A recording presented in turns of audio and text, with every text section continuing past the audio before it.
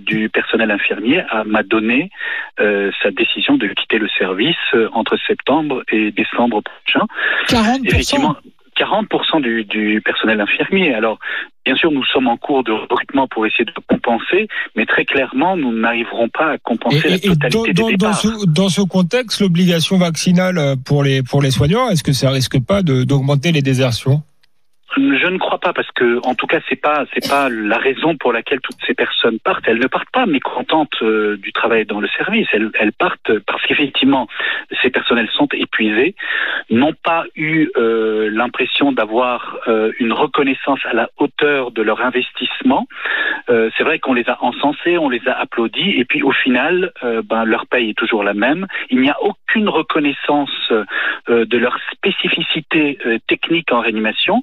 Et donc, ils m'ont clairement dit, pour certains, j'ai travaillé 3, 4, 5 ans dans votre service, eh bien, je sors de votre service avec le même diplôme, sans aucune reconnaissance, malheureusement, et un salaire qui a très peu progressé. Il n'y a aucune perspective d'évolution pour ces personnels paramédicaux, et je crois que malheureusement, en plus, une très mauvaise perspective de fermeture de lits, car c'est ça le danger, en fait, à l'hôpital public, c'est lorsque nous manquons de personnel, nous fermons les lits. De fait, la charge de travail qui ne diminue pas augmente sur le personnel qui reste en place, et de fait, ce personnel est encore plus fatigué, et on est dans un cercle vicieux qui entraîne la dégradation totale des conditions de travail à l'hôpital. Bruno Megerman, c'est pas le grand échec de cette crise, hein. On est à plus d'un an, et effectivement, vous le rappelez, rien n'a été fait pour augmenter les services hospitaliers. On est quand même dans une crise de la capacité hospitalière, et d'un côté,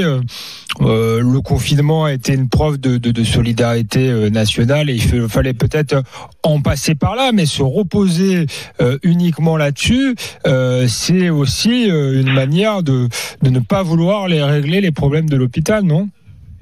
Mais écoutez, j'allais même vous dire, c'est pire, puisqu'en fait, les hôpitaux du nord de Paris, Lariboisière, Bichat, Beaujon, sont en cours de réaménagement avec des nouveaux bâtiments. Eh bien, figurez-vous que 20% du capacitaire de ces hôpitaux sera supprimé, y compris des lits de réanimation.